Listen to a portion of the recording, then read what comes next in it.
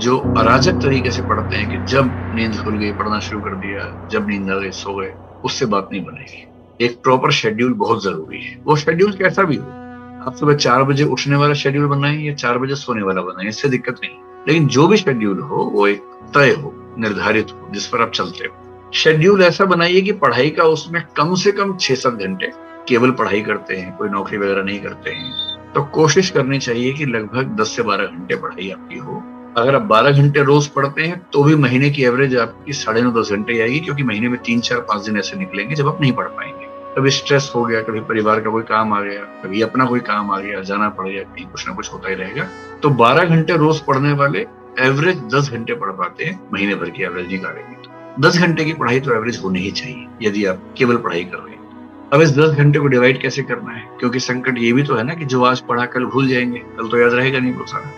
जो अनावश्यक चीजें हैं उसमें टाइम एकदम वेस्ट नहीं करना है। जैसे अगर आप अखबार पढ़ने में 3 घंटे लगा रहे हैं तो आप टाइम वेस्ट कर रहे हैं। इतना टाइम है नहीं आपके पास कि आप 3 घंटे अखबार पढ़ें, वो भी हिंदी वाले अखबार जिसमें कंटेंट उतना रिच नहीं है कि आपको बहुत फायदा मिलेगा। तो मेरी सलाह ये है कि करंट अफेयर्स के लिए दिन में 1-1.5 घंटा रखिए अखबार सहित। अखबार पढ़ने का शौक है तो पढ़ना चाहिए, लेकिन इस भाव से मत पढ़िए कि इससे आईएएस बन जाएंगे। उसके बाद दिन में आधा घंटा कम से कम रखिए लिखने का। रोज लिखिए आधा घंटा, कभी कभी केवल स्पीड बढ़ाने के लिए लिखिए, जिसमें कंटेंट की क्वालिटी पे बहुत ध्यान मत दीजिए। कभी कभी कंटेंट की प्रेजेंटेशन कैसे करनी है उस पर आधा घंटा काम कीजिए। कभी कभी टाइम मैनेजमेंट करते हुए एक मुश्किल प्रश्न का उत्तर कैसे लिखना है उसी पर आंसर राइटिंग के फॉर्मेट का अभ्यास कीजिए। आधा घंटा रोज लिखते रहेंगे तो परीक्षा में लिखना बहुत आसान हो जाएगा। और जो लोग परीक्षा से 4 दिन पहले लिखने का अभ्यास करते हैं वो साध नहीं पाते हैं। एक लंबा नियमित अभ्यास होगा लिखने का, तभी बात बनेगी। 2 घंटे हो गए। अब जो आपके पास बचे 7-8 घंटे मान लेते हैं पढ़ने के बचे हैं, उनमें कम से कम 5 घंटे पढ़िए नया। कम से कम 1 से 2 घंटे रिवीजन के रखिए मिनिमम। और हो सके तो सप्ताह में 1 दिन, चाहे संडे का दिन, कुछ नया मत पढ़िए, पीछे का रिवाइज कीजिए। और इसके अलावा हो सके तो महीने के आखिरी 2 दिन, संडे हो या कोई भी दिन हो, उन 2 दिन के लिए कोई नया टारगेट मत रखिए, केवल रिवीजन रखिए। मनोविज्ञान का बहुत सामान्य नियम है कि यदि आपने किसी कंटेंट को 3 बार ठीक से रिवाइज कर लिया तो वो आपकी मेमोरी में स्थायी हो जाएगा।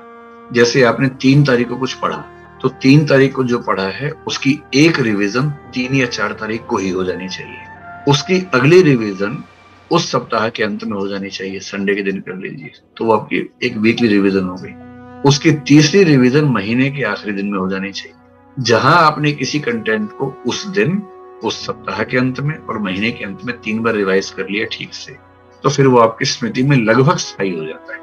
इतना स्थायी है कि एग्जाम से पहले उसको जैसे देखेंगे आपको याद आ जाए, उतना ही चाहिए परीक्षा के। तो टाइम मैनेजमेंट का एक मोटा मोटा खाका मैंने आपको बता दिया।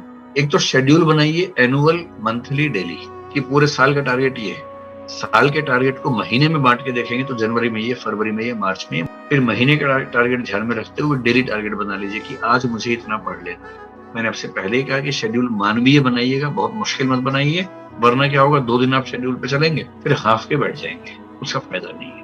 उतना ही रखिए जितना सामान्य रूप से संभव है, और मनुष्य बने रहने का सारा रास्ता निकालिए। हंसी मजाक, मनोरंजन, दोस्तों से बातचीत, खेल कूद, सैर, इस सब का समय जरूर रखिए, वरना शेड्यूल चल नहीं पाए। पूरी बात का सार 24 घंटे में से केवल 10 से 12 घंटे पढ़ाई को देने हैं, बाकी 10 से 12 घंटे या 12-14 घंटे बाकी चीजों के लिए।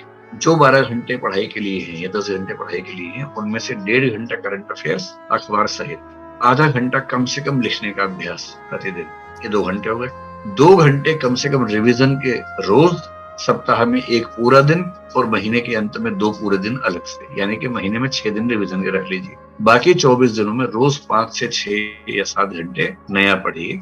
ये शेड्यूल मेरे ख्याल से आपको सबसे ज्यादा हेल्प करेगा। जो 5 से 7 घंटे पढ़ना है वो आप एक चीज भी पढ़ सकते हैं, बांट भी सकते हैं। अगर आपकी नेचर ऐसी है कि अगर मैं संविधान पढ़ रहा हूं तो संविधान ही पढ़ूंगा जब तक खत्म नहीं हो जाएगा, वो भी ठीक। अगर आपकी नेचर ऐसी है कि नहीं, 3 घंटे संविधान पढ़ेंगे, 3 घंटे इतिहास पढ़ेंगे, तो वो भी ठीक है। ये डिपेंड करता है कि आपकी नेचर कैसी है। अपनी नेचर के हिसाब से शेड्यूलिंग कीजिए, किसी और की नेचर के हिसाब से शेड्यूल चल नहीं पाएगा आपका।